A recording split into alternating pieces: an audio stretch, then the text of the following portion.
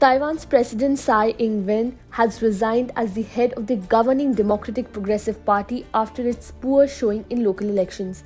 The main opposition party, the Kuomintang or KMT, romped to victory in the mayoral and county elections, winning 13 of the 21 seats up for the grabs, including the wealthy and cosmopolitan capital Taipei, in line with the expectations.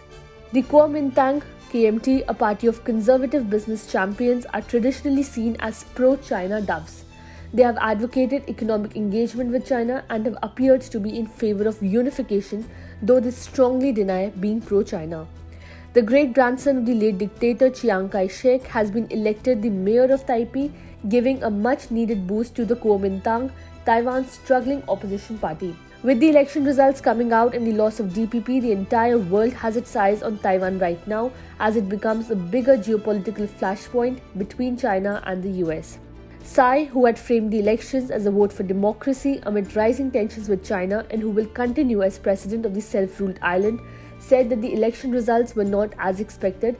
I should shoulder all the responsibility and I resign as DPP chairwoman immediately.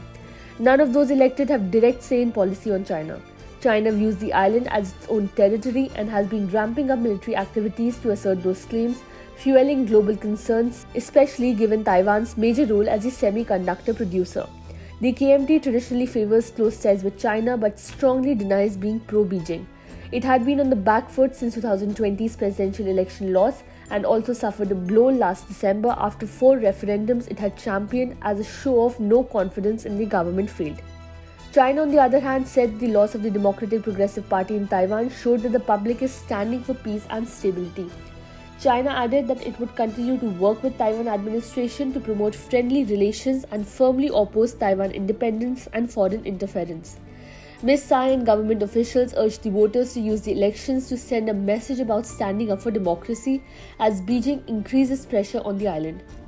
Voters also rejected the lowering the voting age from 20 to 18 in a referendum that was run alongside the local elections. The world now has its eyes on the Taiwan presidential elections set to be held in 2024.